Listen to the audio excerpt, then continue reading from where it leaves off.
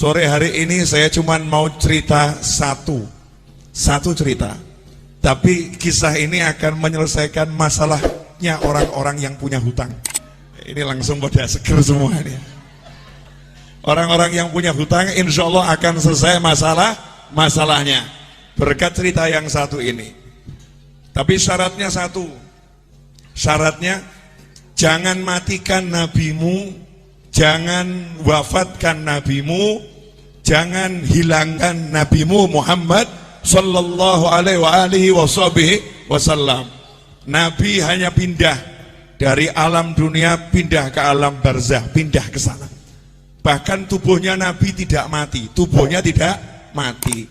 Nama kematian buat Nabi hanya keluarnya roh dari jasad.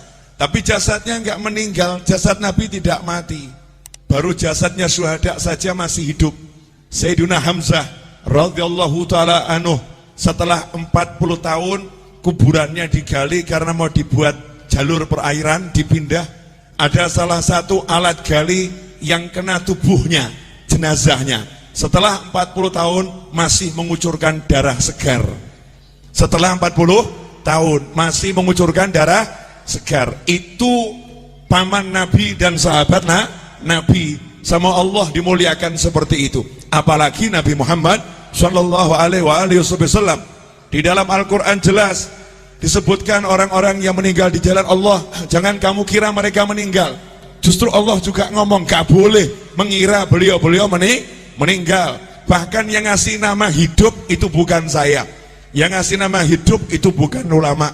Yang ngasih nama hidup itu bukan Nabi Muhammad SAW. Tapi Allah sendiri yang mengatakan bal ahya, mereka itu sungguh hidup di sisi Allah subhanahu wa ta'ala yurzakun. Dan bukan cuma hidup, ada yang hidup gak dapat rezeki, tapi ini hidup yurzakun, terus diberi rezeki oleh Allah subhanahu wa ta'ala. Itu baru kelasnya orang-orang yang syuhada. Lantas bagaimana dengan kelasnya imamnya para syuhada, imamnya para nabi, imamnya para rasul, yaitu baginda Muhammad sallallahu alaihi wasallam. Jadi rasakan dulu, jenengan semua, anda semua, kita semua punya nabi yang hidup di alam sana, yang bekerja di alam sana, yang bergerak di alam sana, gak pernah berhenti, terus memantau umatnya. Termasuk sore hari ini menerima sholawat dan salam jenengan semua.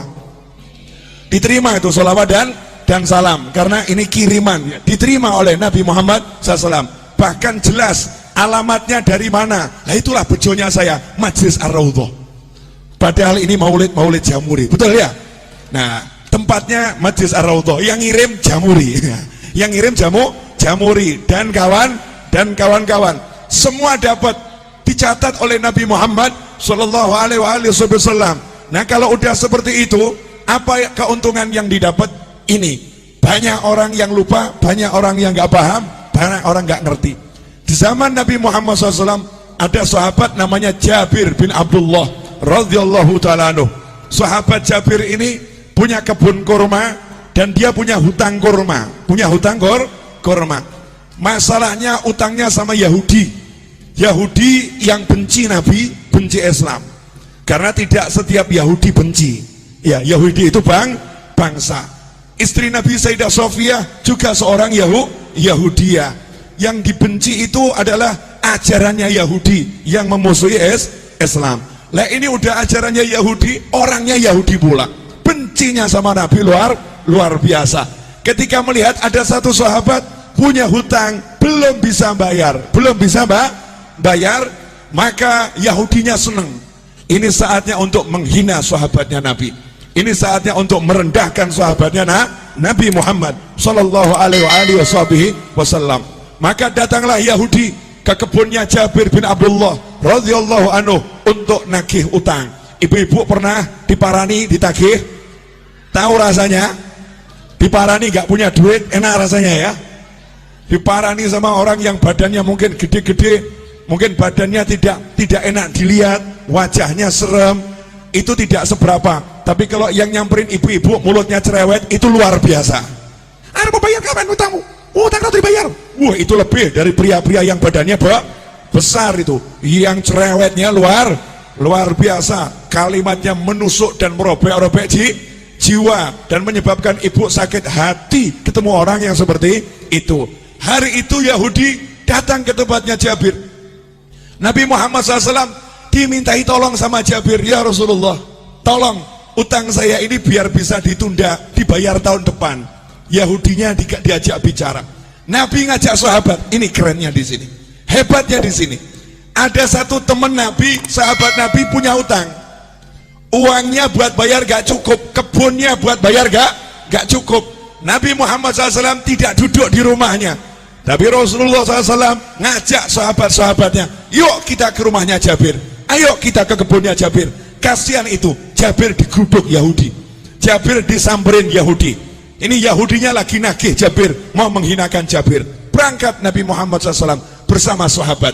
Kemudian Rasul sendiri yang ngajak ngomong bicara si Yahudi. Artinya Nabi SAW tokoh masyarakat, Rasul punya jabatan, punya kedudukan, mau membela orang yang ditagih hutang, mau membela orang yang terlilit hutang. Saat itu Nabi belum punya duit, karena Nabi kalau punya duit tekno didom langsung, dibagi-bagi langsung habis. Apa sabda Nabi buat orang yang terlilit hutang? Kadang ini mubalih nggak paham, kemudian menyebutkan hadis yang seakan-akan orang meninggal punya hutang itu sengsara. Salah. Dulu Nabi Muhammad SAW bersabda, siapa yang meninggal punya hutang, saya tidak akan sholatkan jenazahnya. Maksudnya bukan karena benci, Nabi tidak mau nyolatkan jenazahnya dulu, minta sahabat yang punya duit, beres no ini, bayari hutangnya, sehingga masuk kubur udah selesai, gak ada hutang piutang. Kalau kita alhamdulillah sudah niru, kalau ada hutang piutang jadi tanggungan saya, tanggungan kami atau keluarga. Jadi Nabi nggak mau SAW ada umatnya yang meninggal dalam keadaan masih punya hutang. Makanya Nabi ngomong sama sahabat, tidak sama mulai sholat dulu sebelum hutangnya dilunaskan. Tapi begitu Nabi punya hutang, apa sabda Nabi Muhammad SAW? Siapa yang meninggal punya hutang, Nabi punya uang ya, siapa yang meninggal punya hutang, saya yang bayar hutangnya, saya yang lunaskan uangnya. Kalau dia nggak punya hutang, biar uangnya milik ahli warisnya. Kalau punya hutang, aku yang bereskan. Mana konglomerat sekarang yang berani ngomong begitu? Mana saudara yang berani ngomong begitu? Mana umat Islam yang berani ngomong begitu untuk orang yang tinggal di satu kampungnya? Yang di kampung ini yang punya hutang, kalau meninggal aku yang melunaskan. Mana yang seperti itu? Nabi Muhammad SAW bangkit membela sahabatnya, diajak ke rumah Jabir. Sampai di situ Nabi ngomong langsung sama yang namanya Yahudi. Yahudi, gini aja, kalau boleh pembayarannya ditunda, diundur, kasih perpanjangan waktu. Yahudinya ngomong, ya Abul Qasim, wahai Abul Qasim, julukan Nabi Muhammad SAW, wahai Abul Qasim, tidak bisa, hari ini juga harus dibayar. Bu, kalau jenengan ditagih utang 5 miliar, hari ini harus dibayar. Ngeluh atau enggak ngeluh? Ngeluh ya. Punya uang cuma 100.000, tagihannya 5 miliar. Pusing atau enggak pusing?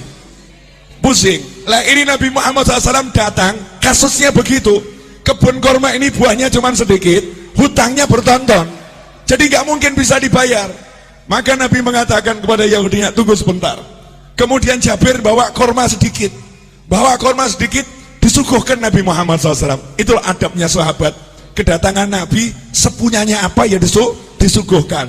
Ini ya Rasulullah, korma muda disuguhkan. Setelah itu Nabi Muhammad SAW ngelilingi kebun kormanya Jabir. Kebun kormanya dikelilingi, dilihat muter, ya memang gak cukup. Jumlahnya buah korma itu gak mungkin cukup untuk bayar. Maka Nabi SAW kemudian tanya sama Jabir, di mana biasanya kamu duduk-duduk di kebun korma ini? Tempat yang biasa kamu gunakan untuk nongkrong. Kalau bahasa kita, gazebonya di mana? Ya, gazebonya di mana? Rasulullah tanya, di mana itu? Di sini ya Rasulullah. Saya biasa berteduh di sini. Ya udah, saya tak tidur sebentar. Bayangkan ini, ditagih utang sama Yahudi, ditinggal tidur sama Nabi. Tiruan. Maksudnya apa? Utang nggak usah dipikirin. Yang nagih di depan ini ya, nggak dipikirin, tinggal tidur Nabi Muhammad SAW. Ini nanti bisa dicek di Syarah Fathul Bari, Syarah Bukhari ya. Juga di kitab-kitab syarah Bukhari yang lain. Tidur Nabi SAW, kemudian bangun, datangi lagi Yahudinya, karena masih maksa harus dibayar hari itu juga. Rasul berkata, gimana, bisa ndak ditunda dulu pembayarannya, kasih perpanjangan? Tidak bisa, harus hari ini. Ya sudah, Nabi SAW keliling lagi, tawaf, ngelilingi kebun kurma, ditawafi. Setelah selesai ditawafi, Nabi bilang sama Jabir, Jabir, sudah sekarang kamu panen tuh kurmanya, bayarkan. Panen, bayarkan. Saya tidur dulu. Nabi tidur lagi. Asik ya, tidur. Bangun tidur, Nabi nanya sama Jabir, gimana, udah beres? Beres ya Rasulullah, itu hutangnya kurma lunas semua. Bahkan ini kurma saya nggak berkurang, panennya lebih banyak dari panen bertahun-tahun ini nggak masuk akal ya Rasulullah. Disitulah Nabi bersabda, asyhadu anni Rasulullah, aku bersaksi aku adalah Rasulullah. Kalau bahasa kita, saya Nabi, saya Rasul ya. Rasulullah bangga dengan kerasulannya. Aku bersaksi aku adalah Rasulullah. Shallu ala Nabi, Allahumma shalli wa sallim alaih. Pelajarannya apa? Pelajarannya banyak, tapi saya mau garis bawahi satu. Nah, kamu kalau ada masalah, nabimu mau buang. Kamu punya masalah, nabimu kamu singkirkan. Kamu punya masalah seperti nggak punya nabi. Sahabat ada masalah, punya nabi. Sahabat ada masalah, tahu punya Rasul. Makanya yang ngomong sama nabinya, ngomong sama Rasulnya. Nah, kalau sudah jadi sahabatnya Nabi, jadi temannya Nabi SAW, kalau punya masalah, Nabi selesaikan. Nah, kenapa kita sekarang ada masalah gak selesai-selesai? Gak pernah menjadikan Nabi sebagai teman, gak pernah menjadikan Nabi sebagai sahabat. Beda dengan para kiai dan habib-habib tempo dulu. Habib dan kiai tempo dulu itu tidak pernah mengajarkan pakailah pakaian dengan tangan kanan, melepas dengan tangan kiri. Gak seperti itu. Tapi para habib dan para kiai ngajari pakailah pakaian, bayangkan gimana Nabi pakai pakaian. Nabi kalau pakai pakaian tuh kamu bayangkan dulu. Nabi kalau pakai pakaian, tangan kanan dulu. Kalau melepas, tangan kirinya. Rasulullah SAW kalau pakai sandal, kaki kanan. Kalau melepas, kaki kiri. Bukan masalah kanan kirinya, tapi suruh bayangkan nabinya, suruh bayangkan Rasulnya Muhammad Sallallahu Alaihi Wasallam. Nah, kalau kita udah seperti itu, jalan kita bayangkan gimana Rasulullah pakai sandal, kemudian jalan kita bayangkan bagaimana Rasulullah berjalan, duduk kita bayangkan bagaimana Rasulullah dulu SAW. Maka kalau kita punya hajat, ada masalah, tinggal ngomong, Kanjeng Nabi pengen beli rumah, nggak punya duit, ngomong.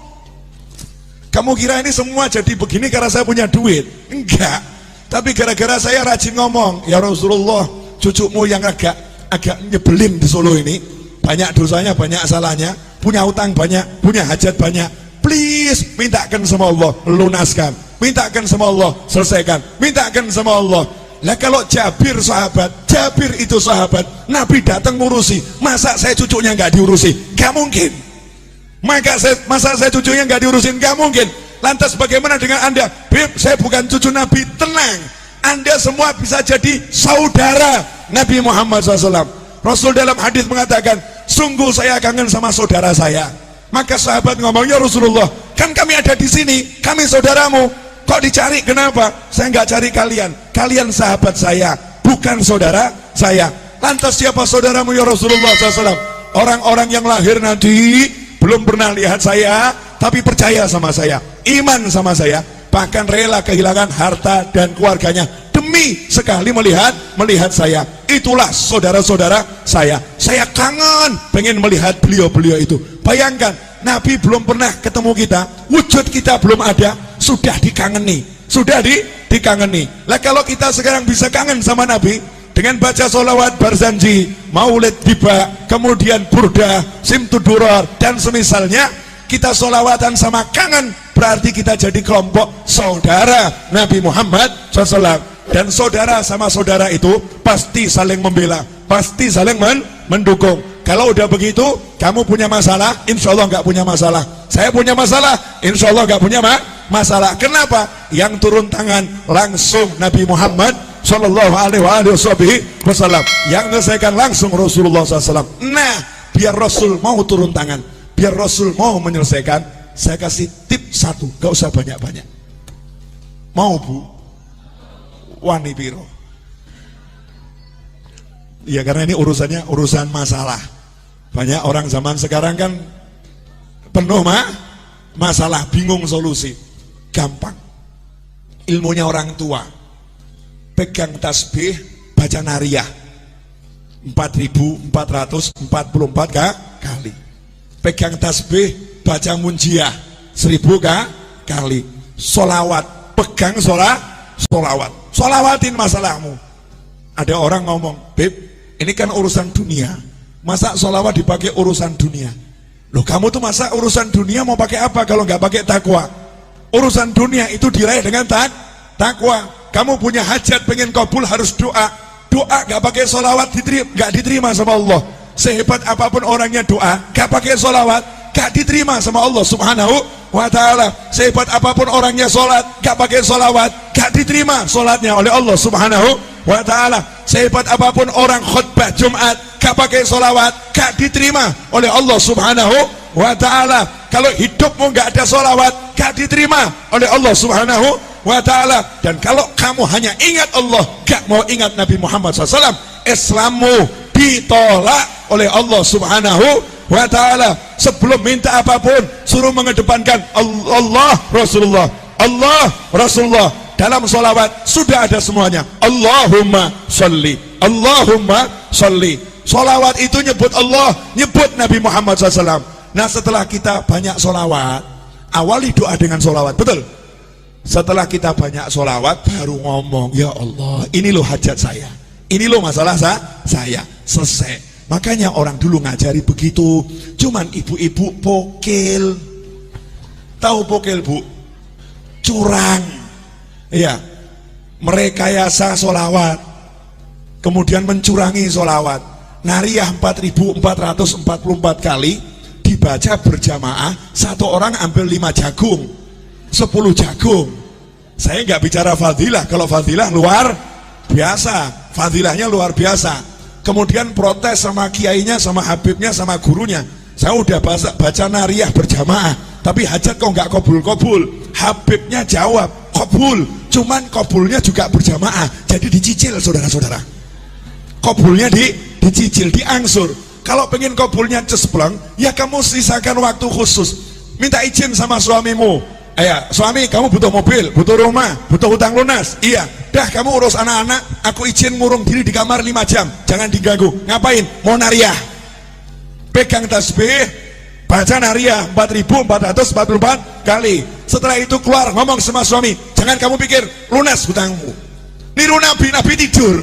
Nabi tidur. Dah, silahkan pergi kerja, gak usah dipikir. Main-main sama anak, gak usah dipikir lunas. Suaminya nanya, lunas piye?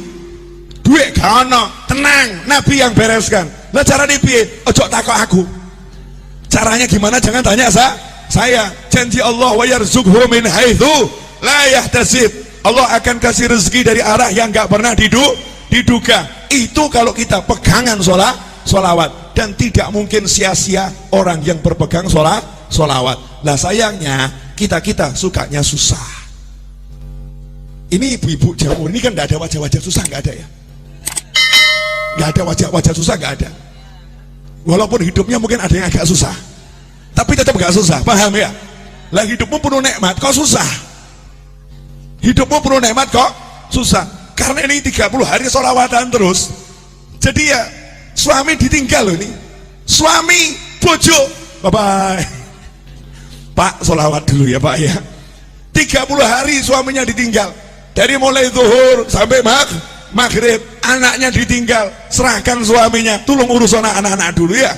Yang udah dewasa udah mau ikut, gak mau ikut, kamu jalan sendiri. Ibu berangkat sholawatan, begitu pula ibu-ibu. Lah kok ragu, hajatnya gak kabul? Kan manusia aneh bin ajaib. Berarti gak percaya sama nabinya, gak yakin sama rasulnya. Yakin sama rasulmu, percaya sama nabimu. Ikhwani rahimakumullah. Terakhir, karena saya baru nyampe dari Jati Barang, 2:30 malam tadi saya masih di sini. Tadi jam 8 saya ceramah di Jati Barang. Ya, dari Jati Barang saya balik ke sini. Nanti maghrib saya ke Jogja insyaallah. Kemudian besok jam 6 pagi saya harus terbang ke Jakarta. Acara jam 9 sampai asar. Padahal asar saya pergi ke Bandung, jalan-jalan terus, asyik. Enak toh? Wajah saya wajah lelah atau bahagia? Lah makanya, berarti enak atau enggak enak? Enak, jalan-jalan terus, asyik, keliling terus, ya keliling terus. Ketemu orang mumet, saudara-saudara. Orang mumet yang bisa bahagia. Terakhir. Ini ibu-ibu, ini perlu dijelaskan. Saya masih ingat kata-kata Habib Anis. Ibu-ibu itu yang wirid-wiridnya jauh lebih banyak dari bapak-bapak. Bahkan mungkin ibu-ibu itu punya buku doa terbanyak dibandingkan bapak-bapak. Yang paling hafal doa-doa itu ibu-ibu. Doa pelunas hutang 1, doa pelunas hutang 2, doa pelunas hutang 3 gitu ya. Itu ibu-ibu. Saking mumetnya, wiridnya luar biasa, itu ibu-ibu. Nah gini Bu, yang di atas juga, pemirsa di rumah juga, sering ada orang yang ngomong begini, saya semakin rajin sholawat, kok rezeki semakin seret. Sejak ikut Jamuri kok bisnis saya berantakan. Sejak ikut Majelis Ar-Raudhah kok warung saya sepi. Sepi. Dulu waktu saya nggak pernah sholat, warung saya laris. Waktu saya mabuk-mabukan, rezeki saya lancar. Saya mendekat sama Allah, kok dunia menjauhi saya. Nah ini yang ngomong begini gagal paham. Paham. Boleh saya membuat ibu-ibu lebih tercerahkan? Boleh? Bu, pilih duit atau sehat? Pilih anak atau duit? Gini, ulangi. Pilih duit atau sehat? Pilih punya anak atau enggak punya anak? Pilih punya duit tapi enggak punya anak, atau enggak punya duit tapi punya anak? Mestinya ya. Punya duit, punya anak. Kenapa saya nanya seperti ini? Maksud saya begini loh, yang namanya duit itu kecil. Tahu kata Allah Ta'ala, dunia dan segala isinya la ta'dilu janaha ba'ullah. Dunia dan segala isinya tidak sepadan dengan sebelah sayap nyamuk. Sebelah sayap nyamuk sama dunia, maqablal akhirah, semuanya itu, planet-planet, kemudian galaksi, antariksa, dan segala isinya, kalau ditimbang dibandingkan sebelah sayap nyamuk, kata Allah Ta'ala, masih berat sayapnya nyamuk dalam pandangan Allah. Artinya gak ada artinya sama sekali. Jadi kalau kamu punya duit seberapapun, itu rezeki yang remeh-temeh, rezeki yang hina, rezeki yang kecil, rezeki yang jelek. Karena jeleknya yang kafir dikasih, yang maksiat dikasih. Barang elek kok, silakan ambil. Barang jelek, ambil. Boleh saya minta? Oh boleh. Barang elek, jelek, ambil. Karena jelek. Barang bagus, saya minta. Nanti dulu, syarat dan ketentuan berlaku. Berlaku. Nah yang barang bagus apa? Bisa sholat, bisa zikir, bisa sholawat, bisa bekti sama orang tua, bisa puasa, bisa baca Al-Quran, bisa menikmati maulid. Ini rezeki yang luar biasa. Makanya ketika kamu mendekat sama Allah, kemudian kok duniamu kecil, itu tanda-tanda bahwasanya kamu dikasih rezeki yang sangat besar. Masalahnya duitmu seret, itu aja. Cuman duit yang seret, tapi kan mata sehat, telinga sehat, kaki sehat, semuanya sehat, bisa menikmati majelis, bisa bahagia. Ada orang yang duitnya banyak, habis buat berobat. Ada orang yang duitnya banyak, habis untuk memuaskan nafsunya, nggak puas. Cari bahagia, nggak bahagia. Lanjenengan modal masuk Jamuri, duduk silo, selonjor, sender, bahagia. Kok murah men ya? Gampang men nih, bahagianya, mudahnya luar biasa. Nikmat dari Allah Subhanahu wa Ta'ala. Kuncinya di situ. Buang dulu dunia dari hati, kecilkan. Gak ada manfaatnya nih, cilik, gak ada artinya. Setelah bisa kamu buang, nanti di situ dunianya akan datang. Bahasa saya begini, perempuan cantik itu kalau dikejar semakin gaya. Betul? Ini pengalaman pribadi ini. Ya, pria tampan kalau dikejar juga semakin gaya. Tapi kalau dicuekin pasti penasaran. Ini semua orang ngejar saya ya. Kok yang satu ini cuek-cuek saja ya? Akhirnya kebalik, yang cantik tadi itu akan ngejar, betul ya? Kejar. Lah kalau kamu pengen dikejar dunia, cuekin dunianya. Cuekin dunianya. Kalau kamu cuek sama dunia, dunianya nanti akan penasaran. Kok aku nggak disentuh ya? Aku nggak dicari sama dia ya? Aku kok nggak dianggap ya? Dunianya akhirnya jor-joran. Ambil, ayo, tertarik sama aku. Ambil, tertarik sama aku. Kita tetap nyantai-nyantai saja. Cuek. Nggak ngaruh, nggak ngaruh. Nggak ngaruh, nggak ngaruh. Itu kunci untuk menguasai dunia. Rahasianya di situ. Terakhir. Udah, ini saya ceramah bengak-bengok biar ngantuknya hilang kabeh. Karena ini jamnya jam ngantuk dari tadi jam 1 kan ya. Ngantuk. Terakhir ibu-ibu yang dimuliakan Allah Subhanahu wa ta'ala. Jadi kalau ada masalah gak usah bingung, gelar sejadah, pegang tasbih, baca sholawat, selesai. Setelah itu ojo mbok pikir, jangan dipikir, lanjutkan kehidupan. Masak ya masak, ngobrol sama anak ya ngobrol sama anak, dan jangan buka handphone kemudian share sama temennya, sumpek aku sumpek. Nah ini gak selesai masalah ini. Sumpek, saya lagi sumpek, saya lagi banyak masalah. Semakin kamu nyebut, semakin sumpek itu.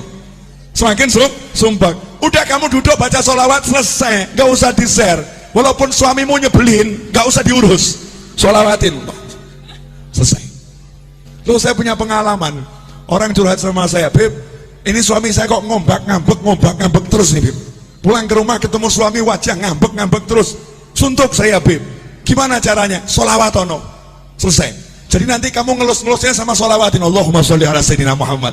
Di hati saja tidak disolawatin. Besoknya laporan lagi, Beb, alhamdulillah gimana? Udah nggak ngambek lagi. Silahkan dipraktekkan ibu-ibu ya. Kalau suaminya suka ngambek-ngambek, sholawatin. Ya, sholawatin. Kalau kerja di perusahaan, bosnya ngambek-ngambek, sholawatin. Kalau ada pelanggan yang ruwet, sholawatin. Beres, nggak mungkin tidak beres. Jaminan 100%, 100%. Ini yang ngomong sudah praktek. Yang ngomong sudah praktek. Kalau ketemu orang ruwet-ruwet, modal saya tak sholawatin, selesai. Ya, sholawatin selesai. Kalau saya nggak kuat nyolawatin, saya titip sama teman-teman saya, duduk di musola baca munjiah 100 kali, saya punya hajat. Duduk di tanah sana baca munjiah 1000 kali, saya punya hajat. Giliran saya nyupir ceramah, saya ceramah, yang lain sholawat. Selesai ceramah, selesai masalah. Mau praktek? Jangan, berarti kamu nunggu masalah dulu. Jangan praktek untuk masalah, praktek untuk hajat. Terima kasih, jazakumullah khairan katsiran. Insyaallah yang sedikit ini barokah dan manfaat. Saya udah bilang pokoknya kalau bulan Maulid ceramah saya berusaha dan saya begini nih sumuk dan panas. Saya membayangkan bagaimana ibu-ibu kuat dengan pakaian yang seperti ini ya, luar biasa. Waktu saya di Hongkong naik taksi, supir taksinya diminta sama TKW Hongkong dengan bahasa Hongkongnya, tolong AC-nya didinginkan. Maka jawaban supir taksinya, AC saya sudah dingin. Masalahnya bukan di AC, tapi pakaianmu kebanyakan katanya.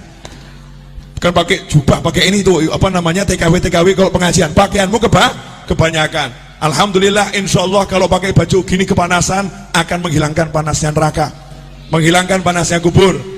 Saya minta semuanya angkat tangan, tirukan saya boleh? Bismillahirrahmanirrahim. Allahumma salli wa sallim ala sayyidina Muhammadin wa alihi wa sahbihi ajma'in. Rabbi ighfirli wa ali walidayya warhamhuma kama rabbayani saghira. Rabbi ighfirli wa li walidayya warhamhuma kama rabbayani saghira.